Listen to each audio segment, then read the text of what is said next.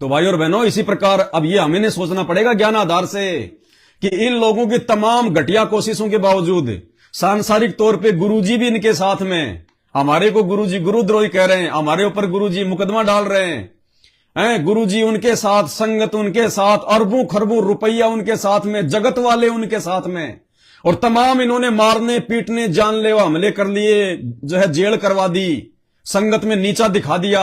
उसके बावजूद भी परमात्मा हमारे को दिन रात ऊपर उठा रहे हैं। तो असल में भगवान साइलेंट रूप में हमारे साथ में है या उनके साथ में है, ये हमने विचार करने की बात है।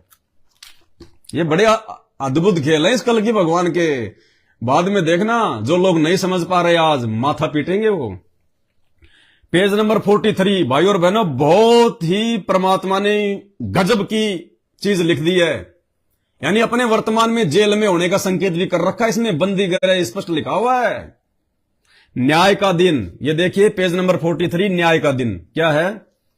जब मनुष्य का पुत्र अपनी महिमा में आएगा, यानी जब वो परमात्मा, वो कल की भगवान जब पूरी दुनिया के सामने आएगा और सब स्वर्गदूत उसके साथ आएंगे, तो वह अपनी महिमा के सिंहासन पर विराजमान होगा। महिमा के सिंहासन पर विराजमान होगा। क्या कहा परमात्मा ने? असुर निकंदन रमणी में परमात्मा कहते हैं ना, वो सतगुरु के जो है सिर पे वो छत्र फिरेगा, छत्र फेर भी फिराई सी, मैयल राजबाला पुरुष सतगुरु दिखलाई सी। यानी उस सतगुरु के जो दिल्ली मंडल में आएगा, कहते हैं उसके सिर पे पुराने राजा महाराजाओं की तरह छत्र फिरेगा, छत्र उसको ताज पहनाया जाएगा। तो क्या कह रहे हैं यहां पे? जब मनुष्य का पुत्र अपनी महिमा में आएगा और स्वर्गदूत उसके साथ आएंगे, तो वह अपनी महिमा के सिंहासन पर विराजमान होगा और सब जातियां उसके सामने इकट्ठा की जाएंगी। सब जातियां उसके सामने इकट्ठा की जाएंगी। यानी ये मैनेजमेंट वाले भी इकट्ठे होंगे, आप और हम भी होंगे इकट्ठे, और जो बचेंगे वो भी होंगे, और सब जातियां उसके सामने इकट्ठा की जाएंगी। जैसे चरवाहा भेड़ों और बकरियों से अलग कर देता है, वैसे ही उन्हें एक दूसरे से अलग करेगा। वैसे ही वो परमात्मा छांट देगा कि कौन मेरा दास बन के रहा है मेरी गैर हाजिरी में, किसने मेरी मर्यादा निभाई है, कौन असल में भगत बना है। कहते वो छांट देगा भेड़ और बकरियों को अलग अलग। वैसे ही वह उन्हें एक दूसरे से अलग करेगा। वह भेड़ों को अपनी दाहिनी ओर और बकरियों को बाईं ओर खड़ा करेगा। तब राजा अपनी दाहिनी ओर वालों से कहेगा, हे मेरे पिता के धन्य लोगों। क्या कहेंगे गुरुजी? हे मेरे पिता के धन्य लोगों। जैसे हमें गुरुजी क्या कहते हैं कि तुम परमात्मा की बहुत प्यारी आत्मा हो, अपने आप को छुपाते हैं ना गुरुजी। क्या कहते हैं? हे पुण्य आत्माओं, हे परमात्मा की जो है प्यारी आत्माओं।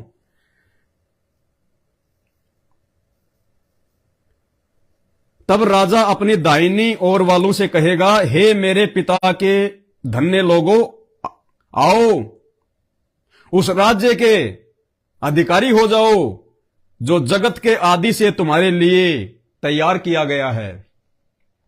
कि आओ मेरे बच्चों, अब तुम्हें वो सुख दूंगा, वो साम्राज्य दूंगा, इस पूरी दुनिया की व्यवस्था में तुम्हारे को संभालूंगा, तुम इसके अधिकारी हो। क्यों? क्योंकि तुमने ज्ञान को समझ लिया, तुमने अपने भगवान को समझ लिया। तुम अब धोखा नहीं खा सकते, तुम मुझे कभी धोखा नहीं दोगे, तुम मेरे साथ कभी विश्वासघात नहीं करोगे। क्योंकि दास भाई और बहनों, बार बार आप लोगों को एक बात कहता है, यदि किसी ने भगत बनना है तो संत रामपाल जी के हिसार जेल से बाहर आने से पहले पहले बनना है। उसके बाद में कोई व्यक्ति भगत नहीं बन सकता।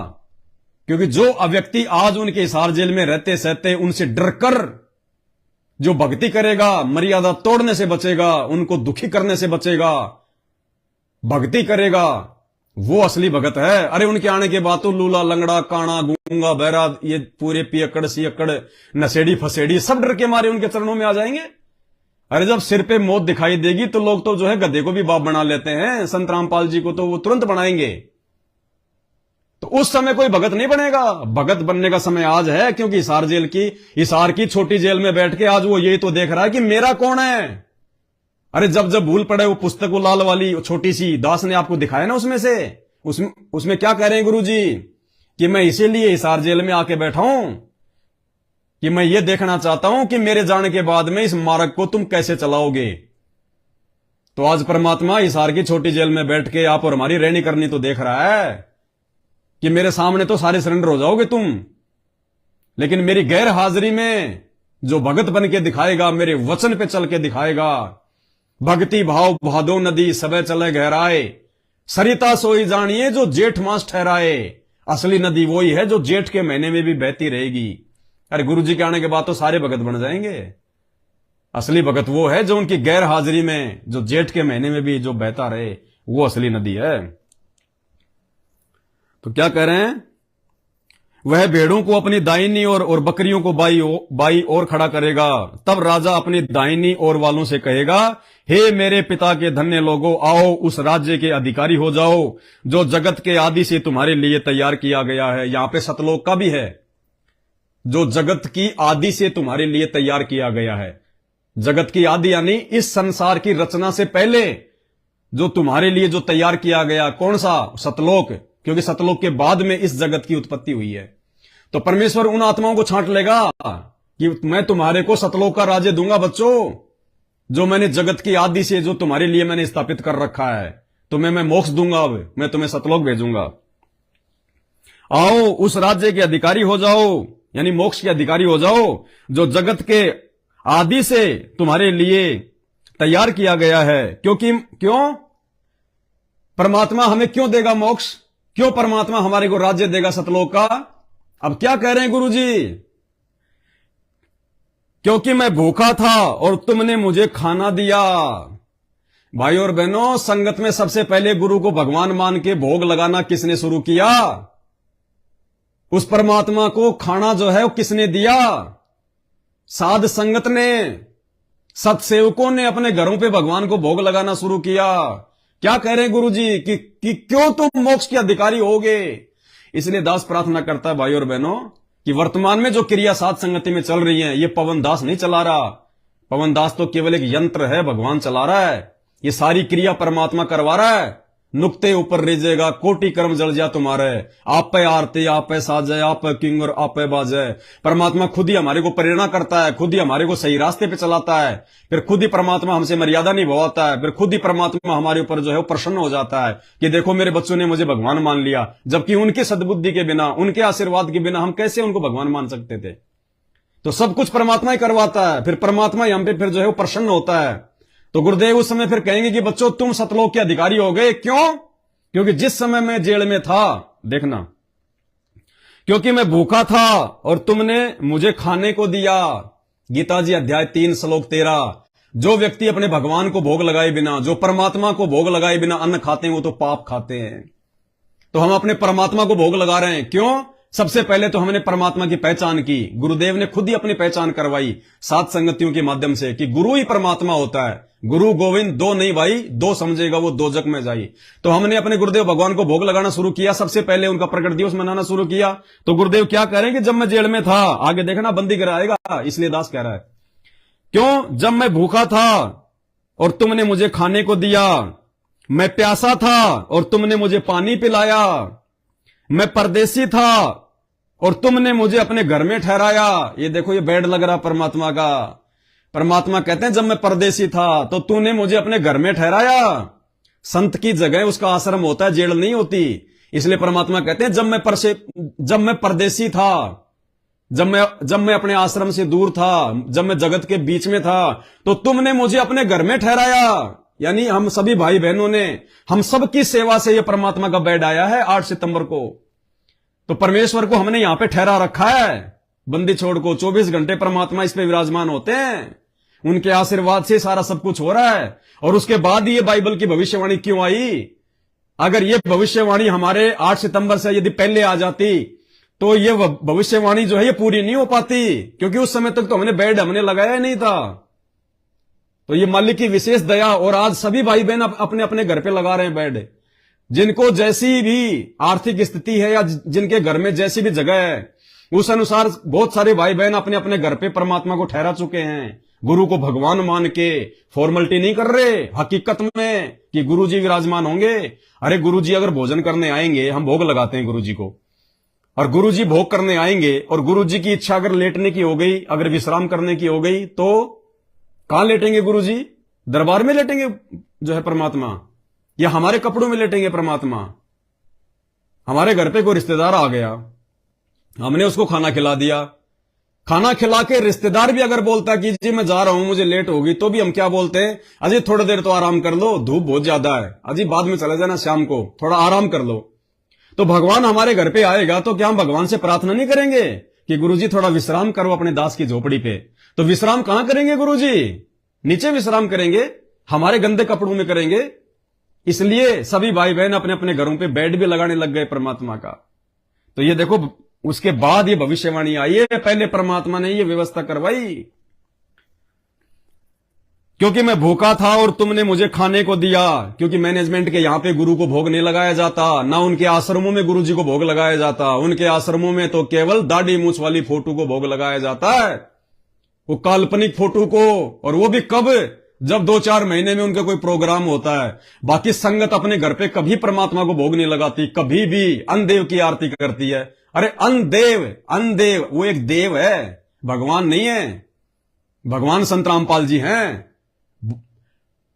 भक्ति बोध है ना हमारे पास में 3 समय की आरती की, उसमें अनदेव की आरती है और उसके बाद में भोग की आरती भी है। अगर अनदेव की आरती से काम हो जाता तो भोग की आरती क्यों लिखी परमात्मा ने? अनदेव की आरती तो उस देवता को होती है। जैसे हम लोग असुर निकंदन रमेणी में देव देवताओं की स्तुति करते हैं और भगवान की सुबह करते हैं, शाम को करते हैं। इसी प्रकार हम जो ये अनदेव की आरती करते हैं वो तो केवल उस देवता की आरती है, अनदेव की। आगे फिर परमात्मा ने लिखा कि भोग लगाने की विधि वो है परमात्मा को भोग लगाना, जो केवल सात संगत वाले करते हैं। तो ये तो भोग लगाते ही नहीं गुरु जी को। इन्होंने तो कभी गुरु जी को खाना खिलाया नहीं, कभी गुरु जी को पानी पिलाया नहीं, कभी गुरु जी को अपने घर पे इन्होंने जो है सुलाया नहीं, इन्होंने जो है ठहराया नहीं। तो परमेश्वर हमसे उस समय जो है वो क्या कहेंगे? क्योंकि जब मैं भूखा था और तुमने मुझे खाने को दिया। हम हलवे राम का भोग लगाते हैं गुरु जी को, भंडारे का भोग लगाते हैं, सात संगतियों में लगाते हैं।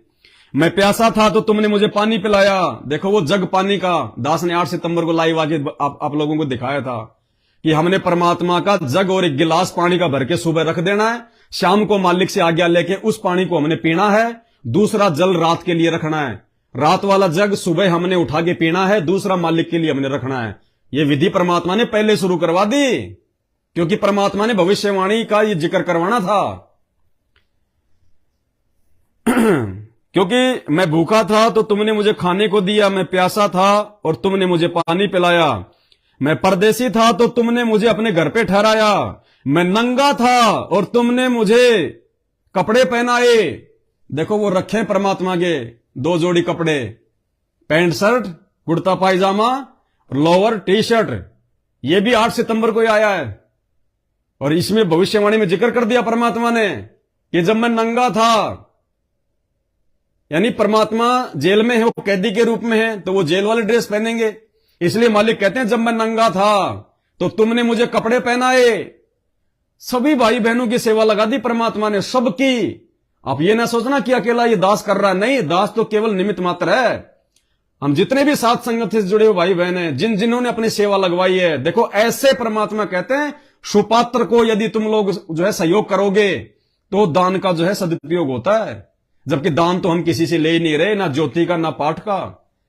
ये तो सात संगतियां मालिक के बच्चे आपस में अपना सहयोग करके जो है आगे बढ़ा रहे हैं। तो ऐसे सदुपयोग होता है। जब मैं नंगा था तो तुमने मुझे कपड़े पहनाए, मैं बीमार था और तुमने मेरी सुध ली, मैं बंदी गृह में था और तुम मुझसे मिलने आए। मैं बंदी गृह में था और तुम मुझसे मिलने आए। अब देखना यहां पे शंका पैदा ना हो जाए कि हम तो जो है जाते नहीं गुरुजी से मिलने, गुरुजी से तो केवल उनके परिवार को मिलने दिया जाता है, हम तो कभी गए नहीं मिलने। तो देखिए फिर हम क्या कहेंगे फिर परमात्मा से उस समय, क्या कहेंगे तब? देखो यहां पे बंदी गृह शब्द आ गया, जब मैं बंदी गृह में था और तुम मुझसे मिलने आए। जबकि ईसा मसीह तो उस समय कोई बंदी गृह में था ही नहीं, ये आज के लिए बोल रहे हैं परमात्मा। अब इससे बड़ा प्रमाण और क्या होगा? वो कल की बैठा है जेल में, बंदी गृह में, दुनिया वालों की नजरों में बंदी गृह में वो कल की बैठा है। जब मैं बंदी गृह में था तुम मुझसे मिलने आए। अब देखना ये मिलना क्या है। तब धर्मी उसको उत्तर देंगे, यानी वो धर्मी भगत, वो दास, वो सात संगत वाले परमात्मा को जवाब देंगे, हे प्रभु हमने कब तुझे भूखा देखा और खिलाया, कि हे गुरुदेव हमने आपको कभी नहीं खिलाया ये सोच के कि मेरा गुरु भूखा है। हमने तो आपके भक्ति विधान को फॉलो किया जो आपने हमें पढ़ाया। हमने ये सोच के भोग नहीं लगाया कि हमारे गुरुजी जेल में भूखे हैं। हमने तो आपके भक्ति विधान को फॉलो किया। गीता जी अध्याय 3 श्लोक नंबर 13 को आपने हमें शिक्षा दी, आज्ञा दी कि पहले अपने परमात्मा को भोग लगाओ, उसके बाद में जो है अन्न खाओ। तो परमेश्वर हमने आपको भूखा जान के भोजन नहीं खिलाया। आप तो तीनों लोकों में प्रवेश करके पूरी सृष्टि का पालन पोषण करने वाले हो परमात्मा। पो पाटी पगड़ा भया जागी जी आजून, सब काऊ को देत है ये चोस समाना चून। मालिक आप तो चींटी को कण और हाथी को मण खिलाते हो परमात्मा, आपको कौन खिला देगा। तो हम ये कहेंगे फिर जो है बंदी छोड़ से कि परमात्मा हमने आपको जो है वो कब खिलाया, भूखा समझ के। इसमें ऐसा ही लिखा हुआ है कि हमने आपको भूखा समझ के कब खिलाया। हमने आपको भूखा समझ के नहीं खिलाया, हमने तो आपके भक्ति विधान को फॉलो करके खिलाया परमात्मा। तब धर्मी उत्तर देंगे, हे प्रभु हमने कब तुझे भूखा देखा और खिलाया, या प्यासा देखा और पानी पिलाया। हमने आपको प्यासा समझ के पानी नहीं पिलाया, हमने तो भक्ति विधान को फॉलो किया। हमने कब तुझे परदेसी देखा और अपने घर में ठहराया। हमने तुझे परदेसी समझ के ये बेड नहीं लगाया। आप हमारे बाप हैं, हमारे पिता हैं। एक बेटा अपने बूढ़े मां बाप के लिए भी बेड लगाता है, उसके बिस्तर बिछाता है, उसकी सेवा करता है। हमने आपको परदेसी समझ के नहीं। अरे परदेसी तो हम हैं इस काल के लोक में आके। सतलोक हमारा देश है और ये काल का लोक ये परदेश है। परमेश्वर परदेसी तो हम हैं। ये सारी सृष्टि आपकी है परमात्मा, ये आपका देश है। हमने आपको जो है परदेसी समझ के ये बेड नहीं लगाया। हमने अपना बाप समझ के, अपना परमात्मा समझ के कि हमारा बाप खाना खाने के बाद, भोग प्रसाद लेने के बाद में आराम करेगा, विश्राम करेगा, हम उनकी सेवा कर पाए, हमारे को मौका मिले उनकी चरण सेवा करने का, उनकी सेवा करने का। इसलिए परमेश्वर हमने आपको अपना बाप समझ के बेड लगाया, ना कि जो है परदेसी समझ के। या प्यासा देखा और पानी पिलाया। हमने कब तुझे परदेसी देखा और अपने घर में ठहराया, या नंगा देखा और कपड़े पहनाए। या हमने परमात्मा आपको नंगा नहीं देखा कि भाई हमारे गुरुजी के पास में जेल में जो है कपड़े नहीं है। नहीं, जेल में तो एक से एक कपड़े जाते हैं उनके पास में, लेकिन भाव से नहीं जाते। गुरु को भगवान मान के उनको कपड़े नहीं दे रहे। बेटी अपना बाप समझ के दे रही है, बेटा अपना बाप समझ के दे रहा है, भाई अपना भाई समझ के दे रहा है, औरत अपना पति समझ के दे रही है। लेकिन आपको परमेश्वर मान के किसी ने भी जेल में आपके पास में कपड़े नहीं पहुंचाए। इसलिए परमेश्वर हमने आपके लिए कपड़े बनवाए हैं, अपना बाप समझ के, अपना परमात्मा समझ के। हमने कब तुझे बीमार या बंदी गृह में देखा और तुझसे मिलने आए। परमात्मा हमने कब तुझे बीमार देखा, जबकि जब अखबार में आपके बारे में आता था कि संत रामपाल जी की पीठ में दर्द है, संत रामपाल जी के दिल में दर्द है, उनको हिसार की हॉस्पिटल में लेके गया, अग्रसेन हॉस्पिटल में बहुत सारी बार आया अखबार में। और हम लोगों को हम क्या समझाया करते थे कि ये भगवान की लीला है, भगवान कभी बीमार नहीं होता। अरे उनकी तो तेज पुंज की देह है। रोज हम नित्य नियम पढ़ते हैं, वाणी संख्या 22 और 23, गरीब ऐसा सतगुरु हम मिला तेज पुंज के अंग, झिलमिल नूर जहूर है नर रूप श्वेत रंग। गरीब ऐसा सतगुरु हम मिला तेज पुंज की लोय, लोय माने शरीर, कि हे गुरुदेव आपकी तो तेज पुंज की शरीर है, और तेज पुंज का शरीर कभी बीमार नहीं होता। ये तो परमात्मा आप एक मानस रूप में आए हुए हैं, इसलिए आप जी लीला कर रहे हैं।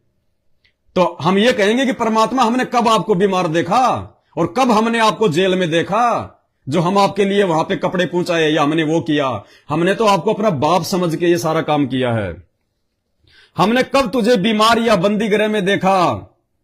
अगर हम गुरुजी को जेल में देखते तो हम भी हिसार की तारीखों पे धक्के खाते। हम साथ संगति से जुड़ के लोगों को नहीं समझाते कि मोकू कहां ढूंढे रे बंदे, मैं तो तेरे पास में, और घट ही में गंगा, घट ही में जमुना, घट ही में है जगदीश। हम तो लोगों को समझा रहे हैं 7 साल से कि मत जाओ हिसार की तारीखों पे, मत जाओ।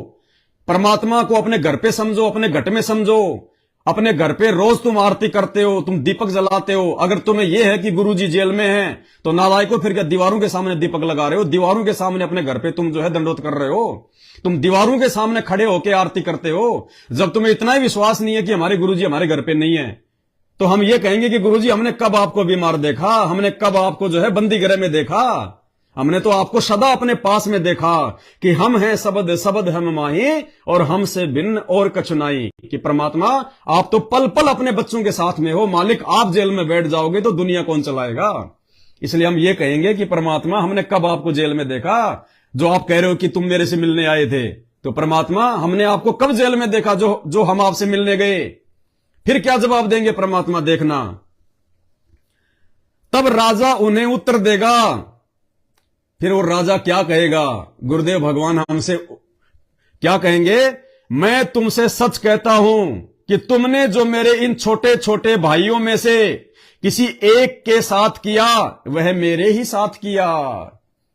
फिर गुरु जी क्या कहेंगे कि बेटा मैं तो तुम्हारी परीक्षा ले रहा था, जबकि ज्ञान आधार यह है कि जब तुमने साध संगतियों में, क्योंकि भगत कौन है? जो मर्यादा में रहेगा वो होगा भगत। ताते सतगुरु शरणा लीजिए, कपट भाव जिन दूर करीजिए। असली भगत कौन होता है? जो अपने मन से छल कपट को बाहर फेंक देता है। छल कपट क्या है इस भक्ति मार्ग में? आप यदि अपने गुरु के अलावा किसी और को भगवान मानते हो तो आपके अंदर छल कपट है, धोखा कर रहे हो आप अपने गुरु के साथ।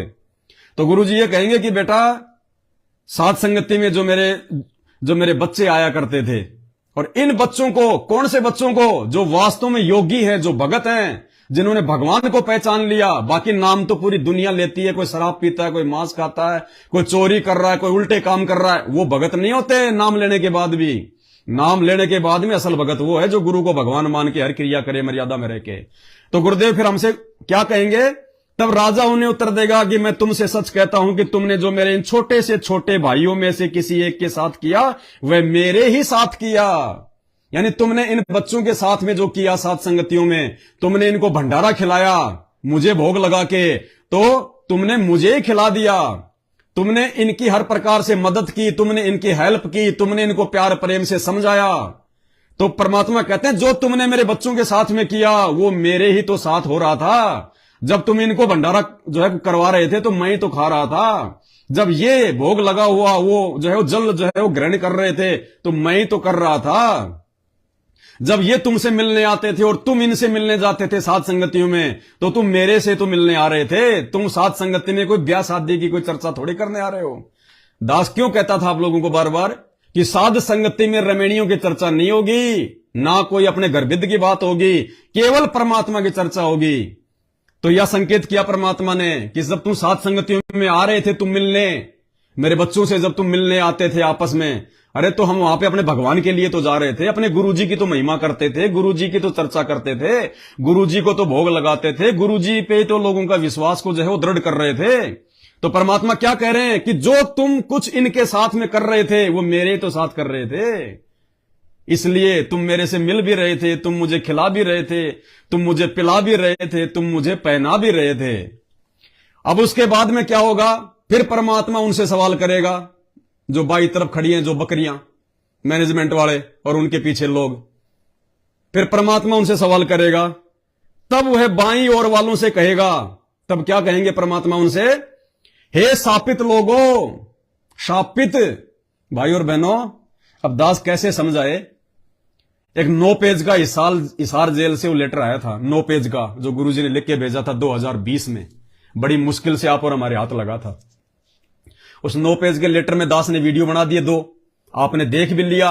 उसमें गुरुजी ने स्पष्ट कह रखा है कि तुम मैनेजमेंट वालों को मेरे अंदर रामपाल दिखाई देता है और इन साध संगत वालों को मेरे अंदर जो है कबीर दिखाई देता है, और इसमें रात दिन का अंतर है।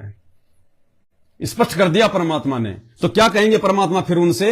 इतने कुक्रम करने के बाद, ये वर्तमान में 9 साल से इन्होंने जितने भी ये कुक्रम किए हैं, संगत को बहकाया, बरगलाया, इन्होंने जो ये धंधा किया, राजनीतियां की, जगत वालों के साथ में यारी दोस्ती, आश्रम को इन्होंने हॉस्पिटल बना दिया, सत्संग में लोगों के दांत चेक कर रहे हैं। अरे कहीं बाहर मर जाते, बाहर डॉक्टर नहीं है क्या दुनिया भर के?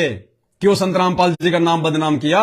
संत रामपाल जी तो कहते हैं कि मेरे आश्रम में आओ, मेरे से नाम लो, कैंसर क्या, कैंसर का बाप ठीक हो जाएगा। ऐसे ऐसे लोगों के असाध्य रोग ठीक किए, फूटी आंख को ठीक किया है, गले में कैंसर 4-4 गांठें अपने आप निकल आई, डॉक्टर बोला हम तो इन्हीं का ऑपरेशन करने वाले थे, तू खुद ही निकाल के ले आई।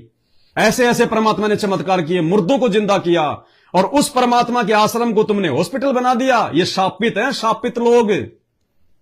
तो क्या कह रहे हैं परमात्मा, फिर उनसे क्या बोलेंगे? तब वह बाईं ओर वालों से कहेगा, उन बकरियों से कहेगा, हे शापित लोगों, मेरे सामने से उस अनंत आग में चले जाओ, नरक में चले जाओ, भाड़ में चले जाओ, मेरे सामने से। तुम्हारी शक्ल भी मुझे दिखाई नहीं देनी चाहिए। दिन रात तुम मेरे साथ में रहे, मैंने तुम्हें आश्रम में रखा, अपने बच्चे की तरह पाला, उसका माल की तरह, और आज तुमने मेरी आड़ में, मेरे नाम से मेरे बच्चों की तुमने मर्यादा तोड़वा दी। आश्रम को तुमने हॉस्पिटल बना दिया, रक्तदान, देहदान, दुनिया भर के पाखंड, बैडमिंटन का हॉल बना दिया, गांव वालों के लिए एम्बुलेंस चला दी, बसें चला दी। क्यों? धनाना गांव में सारी चीजों की आवश्यकता है क्या? आश्रम और भी जगह है, वहां क्यों नहीं लगा रहे? तो ये परमात्मा कहेंगे, अरे शापितो, दुष्टो, मेरी आंखों के आगे से आग में कूद जाओ। तब वह बाईं ओर वालों से कहेगा, हे शापित लोगों, मेरे सामने से उस अनंत आग में चले जाओ, जो शैतान और उसके दूतों के लिए तैयार की गई है। कि वो नरक जो मैंने शैतान और उसके दूतों के लिए जो मैंने तैयार किया है, उधर चले जाओ। क्योंकि मैं भूखा था और तुमने मुझे खाने को नहीं दिया। स्पष्ट लिख रहे हैं परमात्मा, उनसे भी सवाल कर रहे हैं फिर, जैसे हमसे किया। क्या कह रहे हैं गुरुजी? क्योंकि मैं भूखा था और तुमने खाने को नहीं दिया। मैं जिंदा, रोज तुम नित्य नियम में पढ़ते हो, गरीब जिंदा, जोगी, जगत गुरु, मालिक, मुर्शद, पीर, हैं? तुम्हें कितनी बार समझा दिया कि धरती पे सतगुरु की भूमिका केवल कबीर परमात्मा निभा सकता है। तत्वदर्शी संत की भूमिका केवल वो कबीर निभा सकता है। इस धरती पे आके सत्संग केवल वो कबीर कर सकता है। अपने द्वारा रची गई सृष्टि की जानकारी वो कबीर बता सकता है, दूसरा नहीं बता सकता। फिर भी तुम मुझे नहीं समझ पाए और मुझे अपना गुरु कह रहे हो, और भोग उस कागज की फोटो के आगे लगा रहे हो, दाढ़ी मूछ वाली फोटो के आगे लगा रहे हो।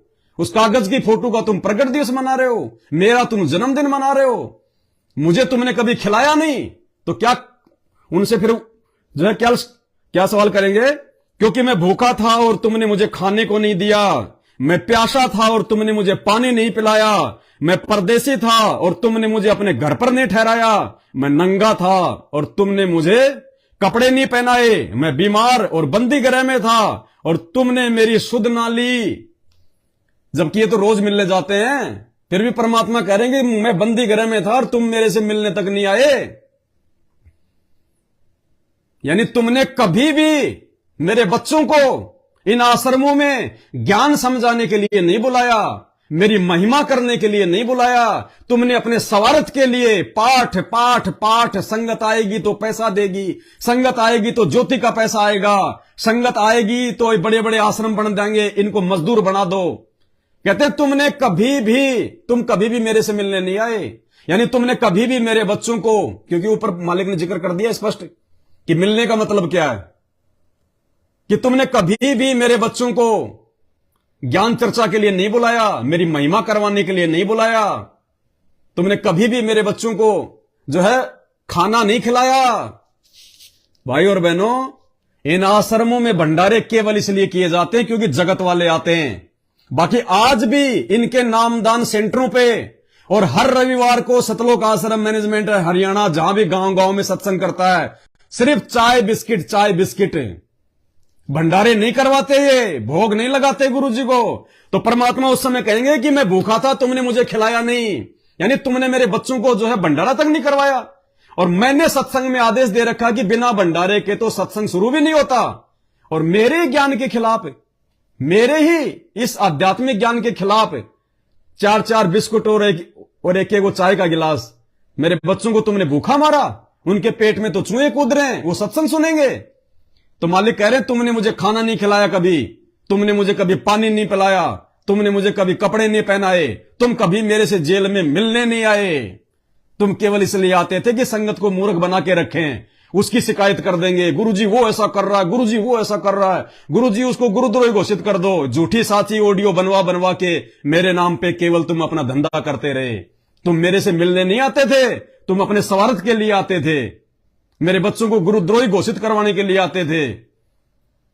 राजनीतियां जो है कि गुरुजी वो राजनेता बहुत अच्छा, गुरुजी अगर वो जीत गया ना तो आपको जेल से बाहर निकला देगा, मुझे आम व्यक्ति मान के और मेरे से राजनीति के आदेश ले रहे हो। तुम तो अपने स्वार्थ के लिए आ रहे थे। इसलिए परमात्मा उनसे कहेगा कि मैं जेल में था और तुम मेरे से मिलने नहीं आए, केवल अपने स्वार्थ के लिए आए। वो मिलना नहीं होता। और तुमने मुझे कपड़े नहीं पहनाए, मैं बीमार और बंदी गृह में था और तुमने मेरी सुध नहीं ली। तब वे उत्तर देंगे, तब वो मैनेजमेंट वाले कहेंगे, मूर्ख आदमी, वो कहेंगे हम तो आपसे मिलने भी जाते थे, सारे काम करते थे, देखना। तब वे उत्तर देंगे, हे प्रभु, हमने तुझे कब भूखा या प्यासा या परदेसी या नंगा या बीमार या बंदी गृह में देखा? कि हमने कब तुझे भूखा प्यासा रखा, हमने कब तुझे भूखा देखा? अब हो गए फैल। पुण्यात्माओं, गुरु के सन्मुख वचन ना कहिए, सो शिष्य रहनी गहनी सुख लय। गुरुदेव ने हमें सबको गुरुद्रोही बोल रखा है। क्या हमने कभी अपने बाप से सवाल किया कि आपने हमें गुरुद्रोही क्यों किया? हम क्या कहते हैं हमेशा, हमारा बाप है, उसकी मर्जी है। अरे मैं कुत्ता हूं गुरुदेव का। एक तरफ तो कहता हूं कि कुत्ता हूं गुरुदेव का और पवन दास का नाम, जो राखूं त्यों ही रहूं, जो देवो सो खाऊं, तो करो तो बावड़ूं और दूर दूर करो तो जाऊं, जो राखूं त्यों ही रहूं, जो देवो सो खाऊं।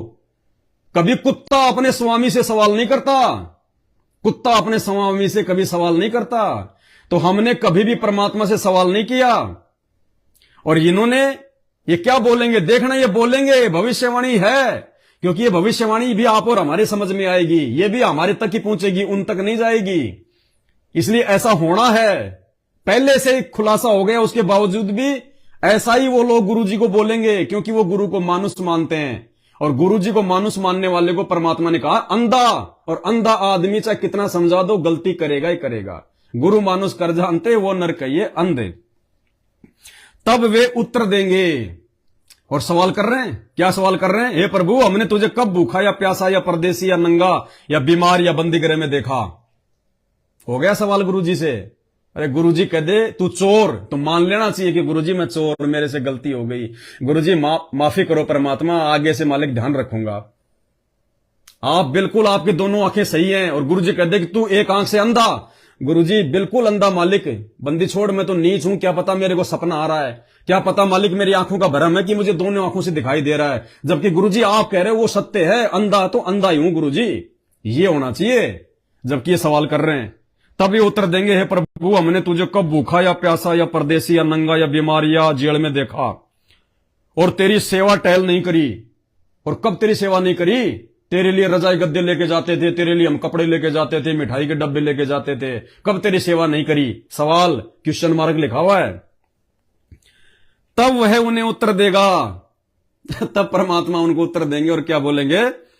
मैं तुमसे सच कहता हूं कि ये झूठ नहीं है, सच कह रहा हूं। मैं तुमसे सच कहता हूं कि तुमने जो इन छोटे से छोटों में से किसी एक के साथ नहीं किया, वो मेरे साथ भी नहीं किया। कि तुमने इस जो मेरी संगत के साथ में नहीं किया ना, वो तुमने मेरे साथ भी नहीं किया। तुमने मेरी संगत को भंडारे नहीं खिलाए तो मैं भी भूखा रहा। सत्संग करवा रहे हो पैसे के लिए, दान पेटियां रख देते हो, चाय बिस्कुट में बच्चों को टाल देते हो। अरे कुत्ते का पिल्ले का, एक कुत्ते के बच्चे का भी 2 बिस्कुट से एक चाय से पेट नहीं भरता। और तुमने मेरे बच्चों को, जो बेचारे अपने घर से कोई 20 किलोमीटर से, कोई 50 किलोमीटर से भूखा प्यासा सत्संग सुनने आया, और तुमने उनको चाय बिस्कुट में टाल दिया, उनको तुमने भोजन तक नहीं कराया, मुझे भोग नहीं लगाया, तो मैं भूखा था। मेरे बच्चे भूखे तो मैं भूखा। क्या कह रहे हैं परमात्मा? मैं तुमसे सच कहता हूं कि तुमने जो इन छोटे से छोटों में से किसी एक के साथ भी नहीं किया, वो मेरे साथ भी नहीं किया। यानी छोटे छोटे बच्चे भी बेचारे भूखे गए। नालायको, जो तुमने उनके साथ में किया वो ही तो मेरे साथ में हुआ। छोटे छोटे बच्चे सत्संग में आकर वो भूखे चले गए। तुमने कभी जो है बल्कि भंडारे नहीं करवाए संगत को, और मेरा ही नाम लेके कि गुरुजी का आदेश है, जो भंडारा करेगा उसका नाम खंड हो जाएगा। तो मालिक कहते हैं कि जो तुमने मेरे बच्चों के साथ में किया वो मेरे साथ ही तो हो रहा था। जो मेरे बच्चे भूखे थे तो मैं भूखा, मेरे बच्चे प्यासे तो मैं प्यासा। जो तुमने इनमें से छोटे से छोटों में से किसी एक के साथ किया वह मेरे साथ भी नहीं किया। हाँ, जो तुमने इन छोटे से छोटों में से किसी एक के साथ भी नहीं किया, वह मेरे साथ भी नहीं किया। और ये अनंत दंड भोगेंगे, और तुम अनंत दंड भोगोगे। दंड, अब वो दंड क्या है? राम किसी को मारे नहीं, मारे तो हत्यारा राम अपने आप ही मर जाएंगे कर कर खोटे काम। गुरुजी तो किसी को बद्दुआ नहीं देंगे, लेकिन जो कर्म उन्होंने किए हैं गुरुजी की गैर हाजिरी में, जो कर्म उन्होंने संगत से करवाए, भाई भांग बोओगे तो भांग ही काटोगे, गेहूं बोओगे तो गेहूं काटोगे। तो जो कर्म उन्होंने किए थे वो परिणाम फिर खुद ही भोगेंगे। जीवित जग में जूते पड़े फिर यम तोड़ेंगे छाती, और ये अनंत दंड भोगेंगे। परंतु धर्मी, यानी वो सत्सेवक सात संगत वाले, परंतु धर्मी अनंत जीवन में प्रवेश करेंगे, वो सतलोक में प्रवेश करेंगे। मेरे सत्सेवक बच्चे, सात संगति वाले, जो मुझे गुरु मान के भक्ति कर रहे हैं। ये है भाई बहनों इस बाइबल की इस भविष्यवाणी का सार, निष्कर्ष। ये भविष्यवाणी आप 21 ब्रह्मांड में किसी भी गुरु पे या उसकी संगत पे फिट करके देख लेना। हाथी के कपड़े कभी भी जोटे पे फिट नहीं होते, वो तो हाथी पे फिट होंगे। तो भविष्यवाणियां हर ग्रंथ में वर्तमान समय के मसीहा कल की सतगुरु रामपाल जी भगवान के लिए है, और भाई ऐसा ही होगा। अब आपको सुनाते हैं परमात्मा का एक सत्संग। लास्ट का समय चल रहा है, अभी ये ज्यादा समय नहीं लूंगा आप लोगों का। अब आपको एक सत्संग सुनाते हैं गुरुदेव का। कौन सा सत्संग? जो हिसार जेल से आ रही है ऑडियो।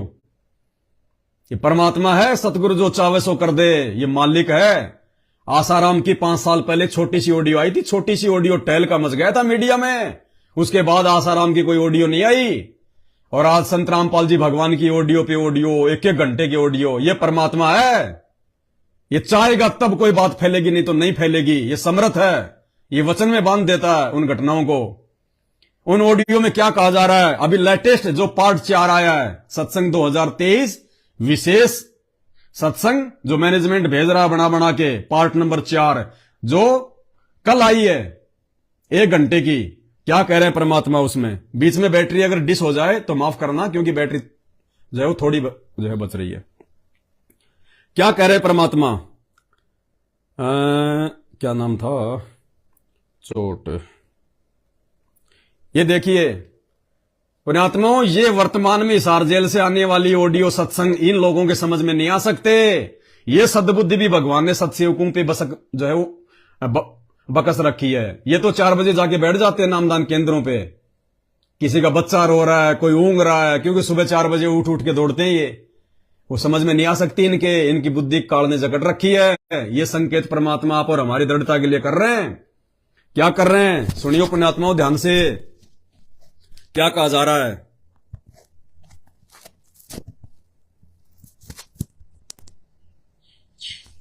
जय जय जय सतगुरु मेरे की,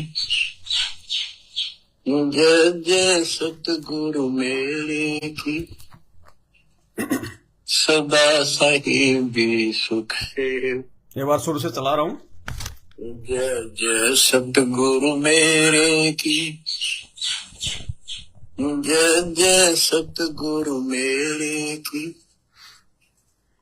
सदा साहिबी सुख है वसियो अमरपुरी। सतगुरु मेरे की, जय जय सतगुरु मेरे की, सदा साहिबी सुख है वसियो सतलोक के डेरे। बच्चों, परमात्मा की पुण्यात्माओं, परमेश्वर द्वारा दिए गए ज्ञान को आधार बनाकर जीवन सफल करो। परमेश्वर द्वारा दिए गए ज्ञान को आधार बना के जीवन सफल करो। ज्ञान किसने दिया? संत रामपाल जी ने। तो परमेश्वर कौन हुआ? संत रामपाल जी। और क्या कह रहे हैं संत रामपाल जी? कि मेरे द्वारा दिए गए ज्ञान को आधार बनाने से जीवन सफल होगा। मेरे से आदेश ले लो, गुरुजी राजनीति कर लें, गुरुजी बैडमिंटन बना लें, भाई उससे बात नहीं बनेगी। जो मैंने सत्संग कर दी है वो फाइनल विधान है भक्ति का, उसको आधार बना के चलने से जीवन सफल होगा। इसमें सबसे पहला काम है कि पतिव्रता पद पर आना होगा। सबसे पहला पतिव्रता पद पे आना होगा। और 90% लोगों ने अपने घर पे जहां पे परमात्मा की पूजा करते हैं, दीपक जलाते हैं, जो दरबार है, चिदानंद की फोटो रख रखी है, उसके आगे भी दीपक जला रहे हैं, दंडवत कर रहे हैं, आरती कर रहे हैं। दादा गुरु जी, अरे वो तो भगत थे, कोई भगवान नहीं थे। तुम भगत की भी तुम पूजा कर रहे हो। गरीबदास जी, चिदानंद जी, दाढ़ी मूछ वाली फोटो, 5-5 की पूजा कर रहे हो तुम दरबार में। ये पतिव्रता पद नहीं है, ये तो वैश्या भक्ति है, वैश्या। पतिव्रता का मतलब होता है केवल एक पति परमेश्वर, एक परमात्मा, एक गुरु। यानी आन किसी भी देवता के अंदर अन्य किसी देवता के ऊपर शौकन में भी बात ना जा, ध्यान नहीं जावे कि ये सुख उससे प्राप्त हो सकता है। दास देखता है, सुनिए, सार नाम ले लिया, सार नाम, एक परंपरा बना ली, सार नाम लेना है, झूठ सच बोल गए। गुरुजी क्या कह रहे हैं कि मेरे को सुनने को मिल रहा है। अब जाते शिकायत करते हैं आपस में एक दूसरे की। पहले तीनों ने सार नाम देना शुरू कर दिया, गुरुजी से आदेश लेके खुद ही बन गए गुरु। गुरु मना नहीं करेगा, ध्यान रखना। ये परीक्षा का समय, जो चाहोगे वो देगा गुरु। भक्ति से मोक्ष चाहोगे, मोक्ष देगा। माया चाहोगे, माया देगा। और ये परीक्षा चल रही है। परीक्षा के समय में टीचर कभी बच्चे को नकल नहीं करवाता, इसलिए कहेगा हाँ भाई ठीक है, तुम्हें जो अच्छा लगे कर लो, जो अच्छा लगे कर लो। मनमुखी रूप से इन्होंने सार नाम देना शुरू कर दिया। अब क्या कह रहे गुरु जी की एक परंपरा सी बना ली कि सार नाम तो लेना ही है, झूठ सांच बोल के परंपरा बना ली। अब एक बात बताओ, अगर हम अपने गुरुजी से सार नाम लेंगे तो क्या हमारी झूठ वहां पे चलेगी? अरे गुरु तो उसी को सार नाम देगा जो परीक्षा में पास होगा। अब यहां तो लोग बीड़ी पी रहे हैं, शराब पी रहे हैं, नाम शुद्ध करवा लिया और जाके सार नाम ले लिया। उन्होंने दे दिया मैनेजमेंट वालों ने, क्योंकि उनको तो 15,000 रुपए चाहिए। तो गुरु जी क्या कह रहे हैं कि तुमने तो एक परंपरा सी बना ली, सार नाम ले लो, सार नाम ले लो, चाहे योग्य हो चाहे नहीं हो, और झूठ सांच बोल के लेना। अब गुरुजी के आगे झूठ नहीं चलती। अगर गुरुजी से हम सार नाम लेंगे तो वहां झूठ नहीं चल सकती। झूठ बोलेंगे तो भी गुरु अंतर्यामी होता है, कह देगा भाई तेरी मर्यादा खंडित है। अब यहां पे क्या हो रहा है, खुद गुरुजी कह रहे हैं कि झूठ सांच बोल के भी ले रहे हो। इसका मतलब नकली परीक्षा, भगत की परीक्षा नहीं ले सकता। ये ड्रामा चल रहा है। सार नाम कोई आलू टमाटर नहीं है जो गुरुजी आपको डीवीडी में डाल के दे देंगे। असली सार नाम के तो गुरुजी ने छींट भी नहीं लगाई अभी। असली सार नाम के लिए तो परमात्मा सात संगति से अपने हीरे मोती लाल तैयार कर रहे हैं। जो गुरु को भगवान मानता है, मर्यादा में रहता है, डर के भक्ति करता है ना, जो समाज से लड़ जाए, झगड़ जाए, भिड़ जाए ज्ञान आधार से अपने गुरु के लिए, अपनी भक्ति के लिए, उसको सार नाम मिलता है, वो अधिकारी होता है। तो सार नाम के लिए तो सात संगत में अधिकारी बनाए जा रहे हैं। तुम्हें तो खाली वो खिलौना दिया जा रहा है। क्या कह रहे हैं परमात्मा, परंपरा से बना ली। यानी आन किसी भी देवता के अंदर अन्य किसी देवता के ऊपर शौकन में भी बात ना जा, ध्यान नहीं जावे कि ये सुख उससे प्राप्त हो सकता है।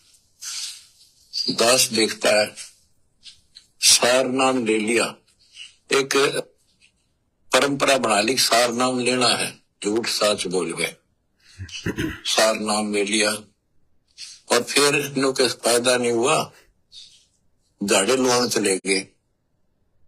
झाड़ा लगवाया, ज्योतिष दिखाया, हाथ दिखाया। हाथ तो उस दिन देख लिया जिस दिन तुम नाम तोड़ दिया, झूठ बोल कर सार नाम ले लिया। उसी दिन नाम खत्म है जिस दिन यू लिया, सारे नाम खत्म हो गए आपके। क्या कह रहे हैं गुरुजी, जिस दिन तुमने वो सार नाम ले लिया इन मैनेजमेंट वालों से, कहते हैं तुम्हारे सारे नाम खत्म हो गए उसी दिन, जिस दिन तुमने इनसे नाम लिया। अरे फिर गुरु क्या भेड़ बकरी चराने आता है इस धरती पे, जब सार नाम ही तुम्हारे को मतलब चेले देंगे। गुरु का क्या काम है फिर, जेल में बैठे रहने दो फिर गुरुजी को। सब काम मैनेजमेंट वाले कर रहे हैं, फिर गुरुजी की जरूरत क्या संगत को। गुरुजी यहां पे कोई भेड़ बकरी चराने आते हैं क्या? फिर गुरुजी क्या करेंगे, तुम्हें नाम ये दे रहे, नाम तुम्हारे जो है शुद्ध ये कर रहे, आशीर्वाद तुम्हें ये दिलवा रहे टीवी चैनलों पे, सत्संग तुम्हें ये सुना रहे हैं गुरुजी के, सार नाम ये दे रहे, सार शब्द ये दे रहे, दान धर्म ये ले रहे, ज्योति पाठ ये कर रहे, तो गुरुजी की जरूरत क्या जेल से बाहर आने की। क्या कह रहे परमात्मा, जिस दिन तुमने सार नाम ले लिया उसी दिन तुम्हारे वो सारे नाम ही खत्म। और दास ने 2018 में वीडियो बना दिया था कि रोगे आगे चल के ऊपर हाथ करके। ये बहुत भयंकर परीक्षा चल रही है परमात्मा की। नालायको, इतना तो विश्वास रखो कि मेरा भगवान जेल से बाहर आएगा। भगवान है तो आएगा, और आएगा तो उसी से लेंगे वो शब्द। ना है, झूठ साच बोल गए, सार नाम ले लिया और फिर इनों के फायदा नहीं हुआ, झाड़े लुआने चले गए, झाड़ा लगवाया, ज्योतिष दिखाया, हाथ दिखाया। हाथ तो उस दिन देख लिया जिस दिन तुम नाम तोड़ दिया, झूठ बोल कर सार नाम ले लिया, उसी दिन नाम खत्म है जिस दिन यू लिया। सारे नाम खत्म हो गए आपके। अब कोई भी माई का लाल ऐसा नहीं होगा जिसने इन नकलियों से नकली सार नाम लेने के बाद में मर्यादा ना तोड़ी हो, क्योंकि मर्यादा तो उसी समय तोड़ा देते 1 घंटे के बाद ही है। उसके बाद तो तुम कितनी बार आश्रम में चले गए, बैडमिंटन में चले गए, रक्तदान कर दिया, देहदान कर दिया, तुमने भी अपने जगत में पता नहीं कितनी मर्यादाएं तुमने तोड़ दी। क्योंकि ज्ञान होता तो सार नाम तुम लेते नहीं कि ये कौन होते हैं हमें सार नाम देने वाले। ज्ञान नहीं था तब तो तुम इनके चक्कर में आ गए। इन कुपात्रों को तुमने 15-15 हजार रुपए पाठ के दे दिए जो सार नाम के समय अपने गुरु जी को देने होते हैं। तो मर्यादा तो तुम सबकी खंडित है, तो गुरु जी क्या करें, मर्यादा खंडित होते ही सारे नाम खंडित, सारे नाम नष्ट। बहुत भयंकर भी थे कि तुम्हारे साथ में आने वाले समय में नकली सार नाम योग के साथ में। ज्योतिष दिखाया, हाथ दिखाया, हाथ तो उस दिन देख लिया जिस दिन तुम नाम तोड़ दिया, झूठ बोल कर सार नाम ले लिया, उसी दिन नाम खत्म है जिस दिन यू लिया। सारे नाम खत्म हो गए आपके। तो परमात्मा पाने के लिए सच्चे सुच्चे हो, क्योंकि आपने सच्चे सुच्चे घर जाना है। सच्चे सुच्चे अपनी आत्मा को इतना निर्मल करो ताकि वो हमें स्वीकार करे। बच्चों, परमात्मा कबीर जी बार बार बताते हैं कि ये संसार अच्छा नहीं है, ये काल का लोक है, इसके अंदर कोई भी सुखी जीव नहीं है 21 ब्रह्मांड में। इसलिए अपने को यहाँ के इस दुख को याद रखना होगा। और ये सच्चाई के साथ है, आपको अभी जैसे जिसको सुख हो जाता है वो सुख में फूल जाता है, जिसने दुख हो जाता है वो उसमें रोआ पिटन में काम उसका जीवन जाता है। तो बताओ कैसे बात बढ़ेगी। ये ज्ञान आधार बनेगा आपके जीने का, ज्ञान आधार, और आपके जीवन सफर में आगे बढ़ने का। इसलिए आपको ये ज्ञान बार बार सुनना पड़ेगा। आप सत्संग ना तो सत्संग सुनते, आप ना तो सत्संग सुनते। किसको सुनाई जा रही है ऑडियो? मैनेजमेंट वालों को। कहां आते हैं ये ऑडियो? नामदान केंद्रों पे आती है जेल से सुबह सुबह। तो गुरुजी ये किसको कह रहे हैं कि ना तो तुम सत्संग सुनते, दूसरों को तुम समझाने में लग जाते हो। दूसरों को समझाओ, लेकिन पहले तुम खुद तो समझो, खुद तो अमल करो। क्या कह रहे हैं गुरुजी, अंतर्यामी भगवान, कि तुम सत्संग भी नहीं सुनते, नालायक हो तुम। ध्यान से सुनना। ये ज्ञान आधार बनेगा आपके जीने का और आपके जीवन सफर में आगे बढ़ने का। इसलिए आपको ये ज्ञान बार बार सुनना पड़ेगा। सुनिए।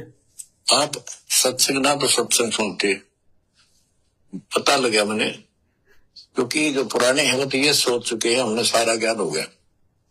जो पुराने हैं वो तो ये सोच लिया कि हमें तो सारा ज्ञान हो गया गुरु जी का, हमने तो जान लिया संत रामपाल जी को और उस कबीर जी को।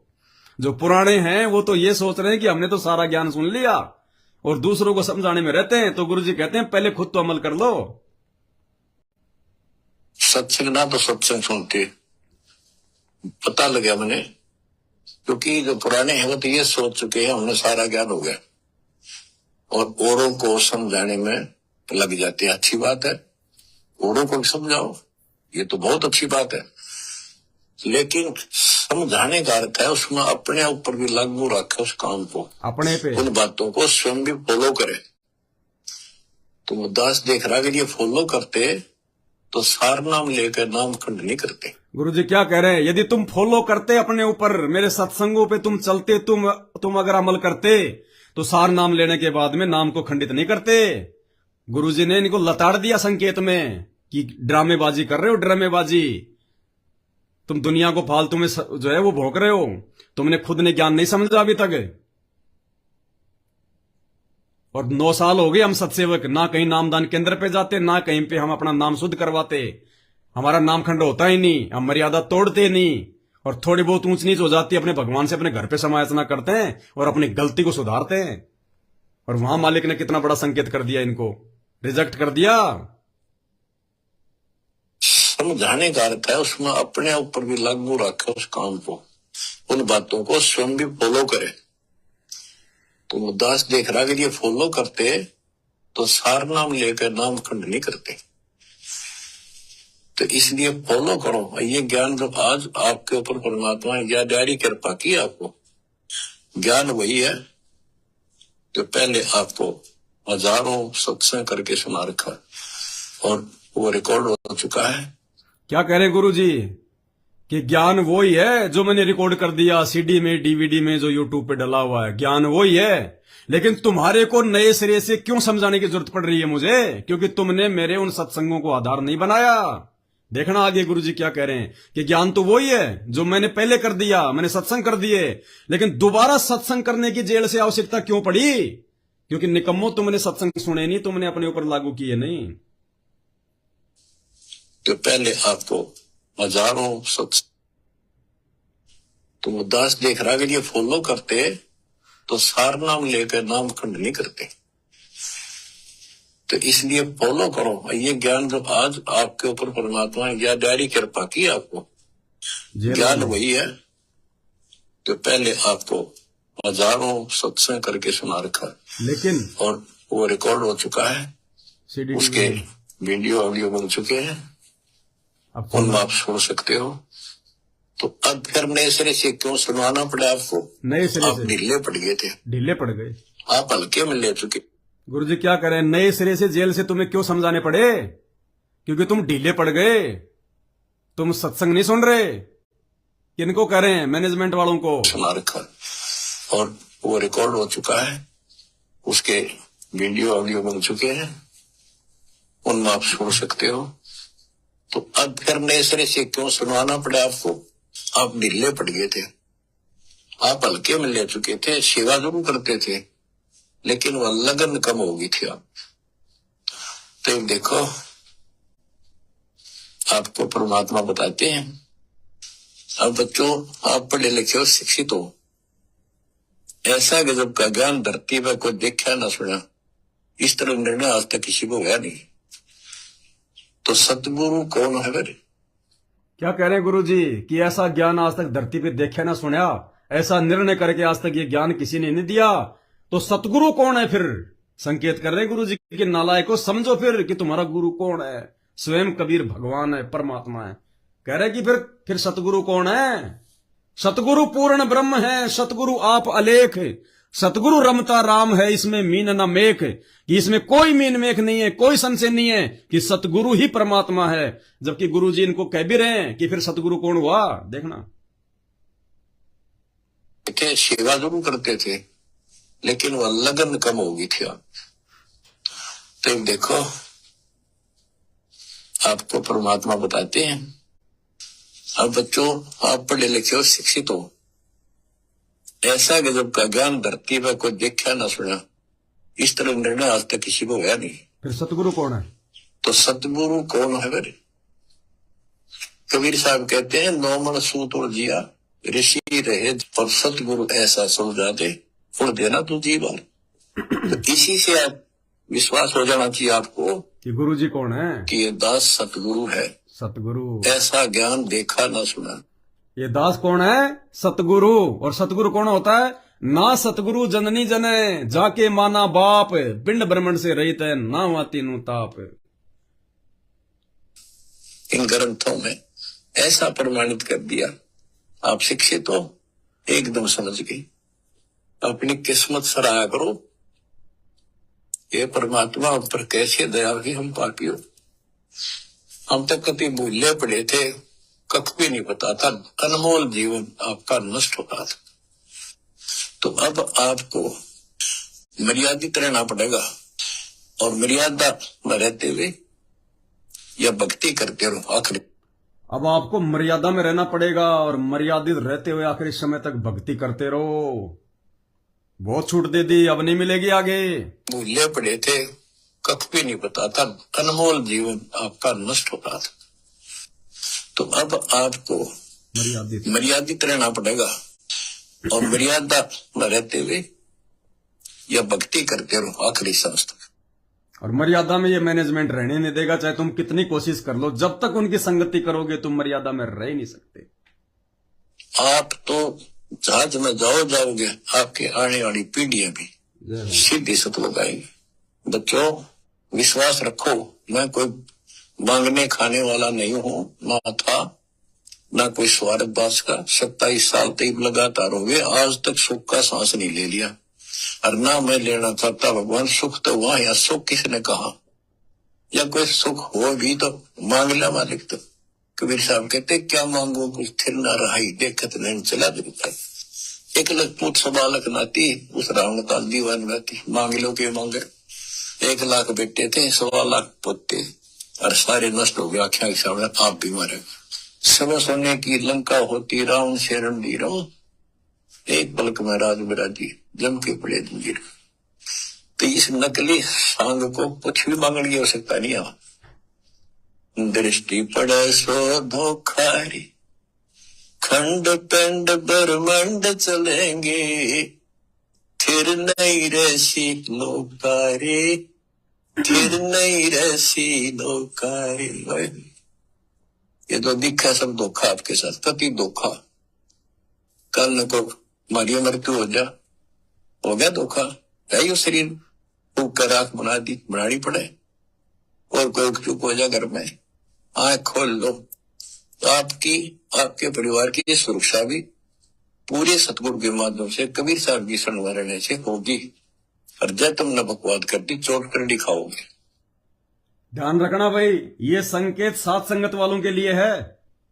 वो तो मर्यादा में है ही नहीं, वो तो रिजेक्ट है सारे के सारे। वो तो तभी होंगे सेलेक्ट जब वो सात संगति में आ जाएंगे, मैनेजमेंट को छोड़ के समय रहते। ये संकेत परमात्मा जो यहां कर रहे हैं कि अगर सात संगति में जुड़ने के बाद, इतना सब कुछ समझने के बाद, समझदार बनने के बाद, अब अगर जरा भी मर्यादा तोड़ दी तो गुरुजी कहते हैं चोट भयंकर खाओगे। ये गुरुदेव भगवान के आशीर्वाद से दास आपके वर्तमान समय में जेल से आने वाले सत्संगों के संकेत बता रहा है, समझा रहा है। परमात्मा कहां कौन सी बात जो है किसके लिए कहेंगे, और कौन सी बात परमात्मा जो है वो किसके लिए कहेंगे, ये बुद्धि परमात्मा ने दास पे ही बख्श रखी है। इसलिए परमात्मा ने दास को खड़ा कर रखा, और आपको पहले बता रहा हूं ये बात। अब वो समय नहीं है कि सात संगति में बस हो गया इधर उधर। 2022 लास्ट था, जो कचरा था निकाल दिया भगवान ने सात संगतियों से।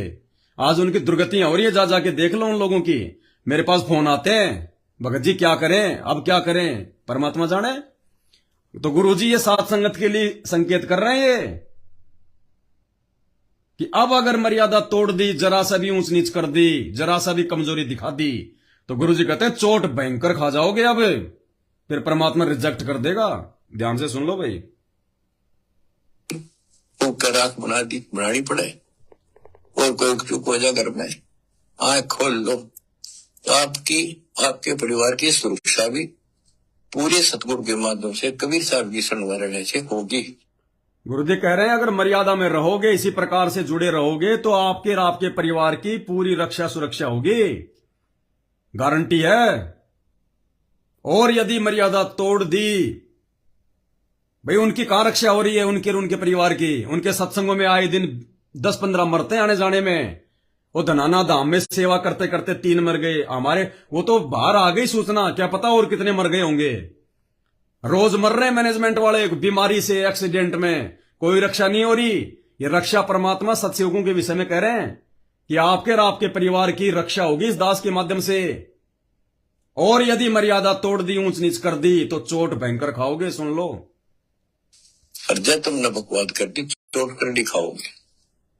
परमात्मा बालक नहीं है, अड़ंगियन इकट्ठा करके ले जाते ये सतलोक। तो 64 लाख हो गए थे 600 साल पहले, 1 सेकंड में ले जा सकते थे।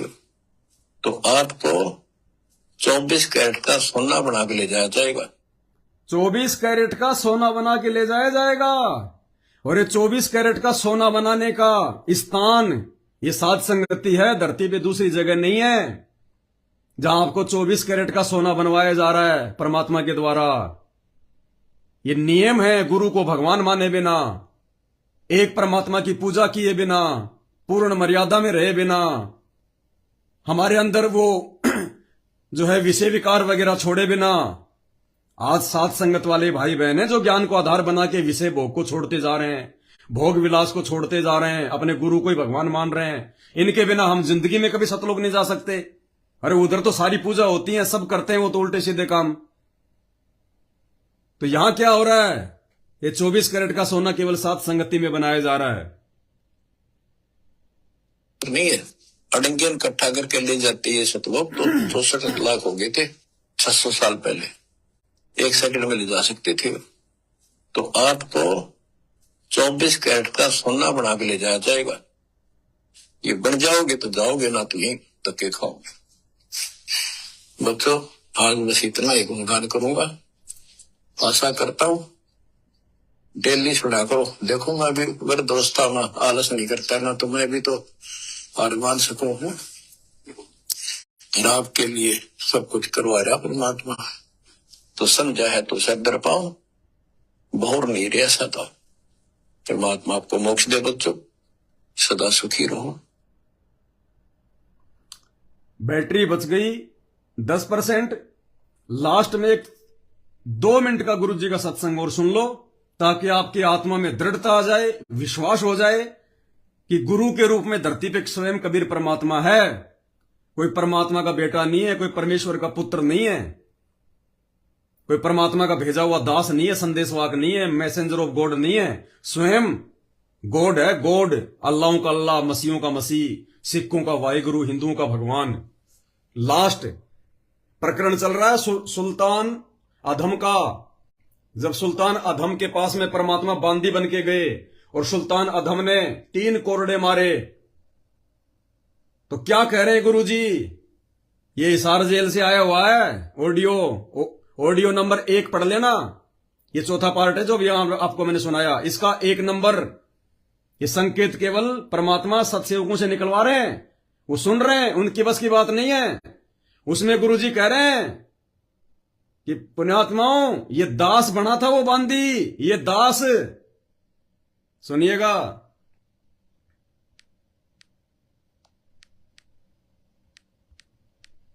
बहुत सारे संकेत है, मैंने नोट कर रखे हैं, धीरे धीरे बताएंगे, वीडियो बहुत ज्यादा लंबा हो जाता है, देखना। और परमात्मा की पीड़ा को समझो भाई और बहनों। जिन बातों से गुरु दुख पावे, उन बातों को दूर भगावे। इस मैनेजमेंट से गुरु जी बहुत दुखी हैं, जेल में बहुत दुखी हैं, क्योंकि परमात्मा अपनी आत्माओं के कर्म और कुकर्म के आधार से दुखी होता है। जैसे हजरत मोहम्मद को जबरील नाम का देवता जब ऊपर लेके गया उस पितरलोक में, तो वहां देखा कि यह आदमी कौन है जो इधर देखता रोता है, इधर देखता हंसता है। तो जबरील बोला ये बाबा आदम है। इधर नरक में इसकी जो है मतलब बद आत्माएं, उनको देखता तो रोता है कि निकम्मों ने कोई अच्छा काम ही नहीं किया जो ये नरक भोग रहे हैं, बाप की आत्मा दुखी हो रही है। और इधर स्वर्ग में इसकी अच्छी आत्माएं हैं, इसकी नेक संतान है, उनको देखता तो हंसता है। तो हिसार जेल में बैठा हुआ परमात्मा सत्सेवकों की तरफ देखता है तो वो प्रसन्न होता है, और इनके बैडमिंटन वाले, रक्तदान वाले, राजनीति वाले कुक्रम देखता तो परमात्मा दुखी होता है। आवाज को महसूस करना परमात्मा की। उस दिन के बाद फिर अपने 9 लाख के बाग में जैसे प्रतिदिन विश्राम किया करता था, वहां गया। परमात्मा ने उससे, देखो बच्चों, आपके लिए कितने भटक रहे। एक बंदी का रूप बनाया, स्त्री का, वैसी वेशभूषा बनाकर, और उसके बिस्तर लगाया। देखो, जो जन मेरी शरण है ताका हूं मैं दास। बच्चों देखो, अपनी एक प्यारी आत्मा के लिए अपना वो, हम बच्चों वो हमारा बाप है, और हम इस शैतान के लोक मां के शैतान हो गए, बिगड़ गए। बताओ कितना कष्ट उठाया अपनी प्यारी आत्मा के लिए। कबीर साहब कहते हैं, जो जन मेरी शरण है ताका हूं मैं दास। जो जन मेरी शरण है ताका हूं मैं दास। अब गुरुजी क्या कह रहे हैं? ये दास वहां पे बांदी बने, देखना। जो जन मेरी शरण है ताका हूं मैं दास, ये दास वहां गुलाम बने। गुरुजी क्या कह रहे हैं? ये दास वहां पे गुलाम बने। संकेत कर दिया परमात्मा ने कि मैं था नालायक को वो जो बांदी बन के उसके 3 कोरडे खाए थे अपनी प्यारी आत्मा के। जो जन मेरी शरण है ताका हूं दास। फिर कह रहे ये दास वहां पे गुलाम बने। बस वीर साहब कहते हैं, जो जन मेरी शरण है ताका हूं मैं दास, ये दास वहां गुलाम बने, एक बंदी का रूप बनाया नौकरानी का, अपनी प्यारी आत्मा को इस काल के इस षड्यंत्र से निकालने के लिए। जिसको तुम राजपाट और सुख मानते हो तुम्हारा दुश्मन है। आपको क्या कहते हैं? भाई और बहनों, हाथ कंगन को आरसी क्या, पढ़े लिखे को फारसी क्या। 27 साल तक भगवान अगर गधे को ज्ञान देता तो वो भी अपने बाप को पहचान जाता और सतलोक जाने के लिए तैयार हो जाता। लेकिन 90% संगत उस गधे से भी जो है बदतर है।